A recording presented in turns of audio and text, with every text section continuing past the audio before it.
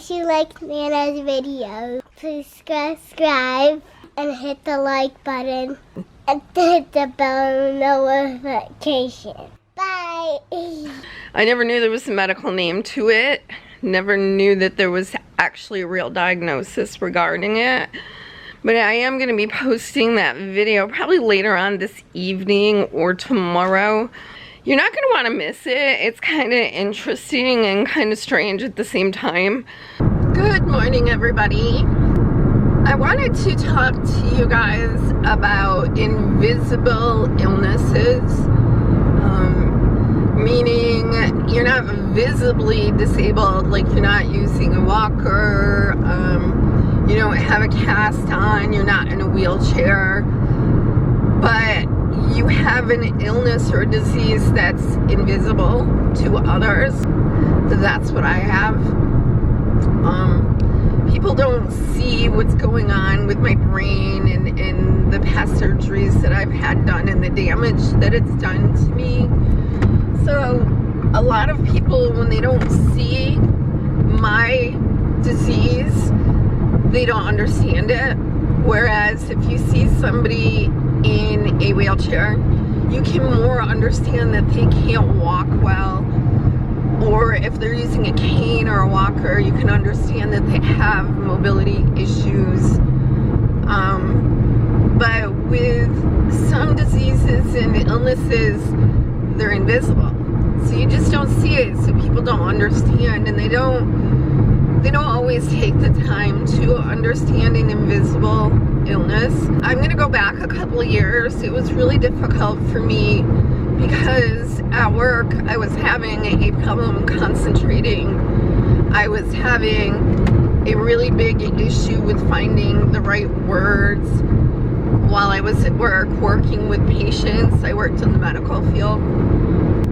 I would see a blood pressure cuff in the room, but I couldn't say blood pressure cuff, but I knew what it was. The actual blood pressure cuff part of it wouldn't come to me, but I knew what it was, but I couldn't find the words for it. And it made it very difficult. It made it difficult to communicate with patients and communicate with the other staff, like doctors and nurses. So that was really difficult for me and my manager. And it got to a point where I actually had to go in and have a discussion with my manager and let her know what was going on. You know, that I had a cognitive disability, that I had I had short-term memory issues. I had vertigo. That was a very difficult conversation that I had. However, I had a phenomenal manager who understood, heard me, listened to me, and did everything in her power to make sure that I could stay on at my place of employment with some adaptive measures. So that was, really great, but it did get to the point where even with the adaptive measures, I wasn't able to work. And it was very difficult when I went for Social Security disability, because number one, it's a lengthy process. Number two, you have to have a lawyer if you're going to get anywhere with Social Security disability with an invisible illness. I was very lucky. I was approved the very first time that I applied. I had an amazing team of lawyers that did their job and did it well and did it at a very low fee. So I was really lucky about that. But it was difficult when I went in for the actual physical for Social Security disability. And it was, now mind you, it was only a couple years ago. I remember with the physician doing the exam for Social Security disability, I just sobbed. It was so hard to get through the physical because I just cried. You know, she would ask me questions. She had all these words that she said to me, and then like 15 minutes later she asked me what the words were that she said, and I could not remember. I think I remembered one word out of all the words that she had given me to remember, and I just cried. Every part of the physical that I failed, I sobbed. I did not want to in any way stop working. Did not. There was no way I wanted to stop working. I knew that if I stopped working, I was going to end up at home. I was going to become reclusive, more withdrawn from the world. And that's exactly what happened. I ended up home. I ended up feeling worthless. I felt like I had no purpose in this life. I felt like I wasn't contributing to society. That's exactly how I felt. And I kept saying that to my husband. I was like, I'm not contributing to society. I'm not doing anything to make a difference in anybody's lives. Now, I was in the medical field for 20 some years, and I was used to making the difference in people's lives. I was used to taking care of people. I am a caregiver. I like to take care of people. So once I was home, I didn't have anyone to take care of anymore. You know, yeah, I can clean the house, and yeah, I can make dinner, but to me, that wasn't making a difference in the world. That was just being a wife and a housewife. So it was difficult, and when I got approved for Social Security disability, I was so afraid of what others would think. Like, there were people I didn't even tell because I was ashamed. I was embarrassed, you know, that I was on Social Security disability at 48 years old. 48, you know, I should have been working a lot longer until I retired. So that was really difficult for me to open up and be honest with people, because there were people that I would meet and say, well, what do you do for a living? You know, and when somebody says, what do you do for a living? And you have to say, I'm disabled. I don't know, there's a stigma attached to that still. There really is. And when I'd say I'm disabled, in my mind, this doesn't mean that it was happening, but in my mind, they were looking at me going, what's wrong with her? It doesn't look like anything's wrong with her. She duped the system. You know, she duped the system so she doesn't have to work. And that is certainly not the case. I never wanted to stop working. It was very difficult.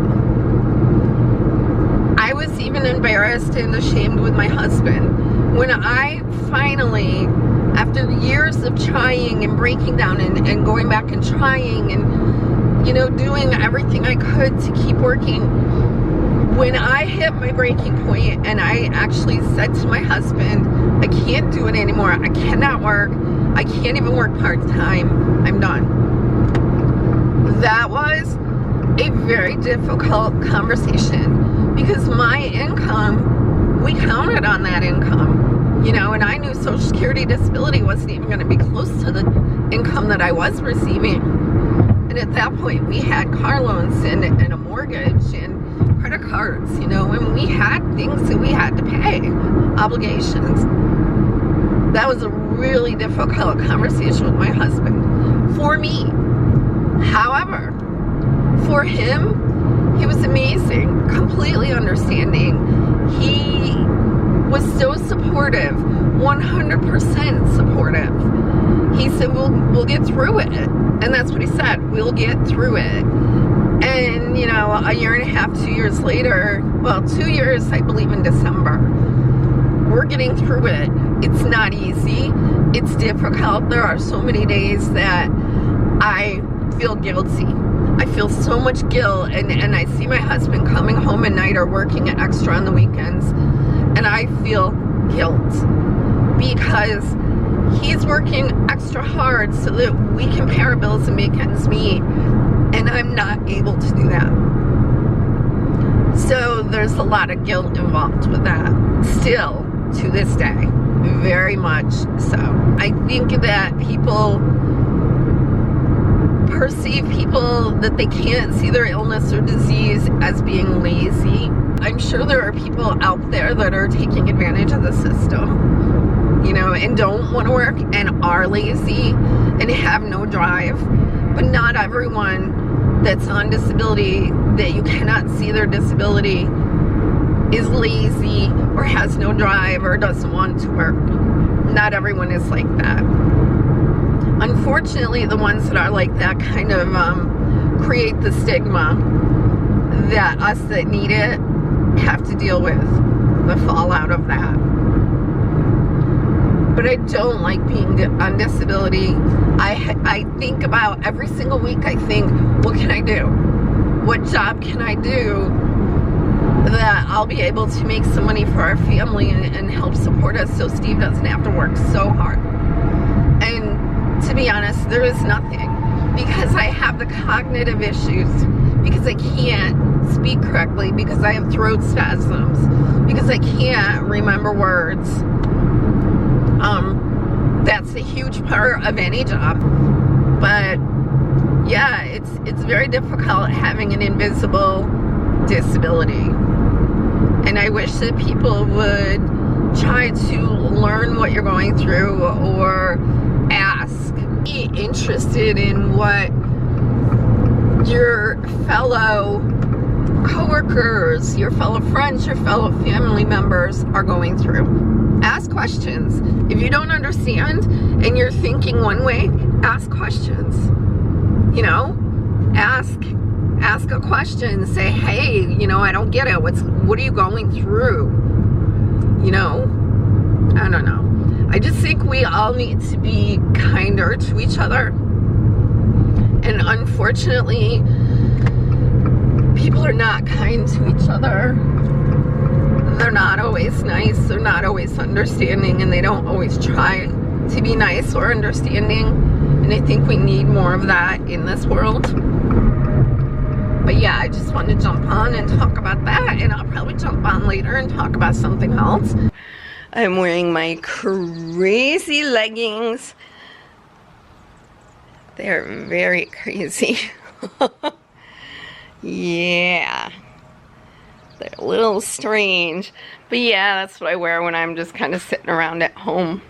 And my beautiful, beautiful flamingo Crocs. But yeah, I'm just gonna say it one more time. You don't want to miss my next video.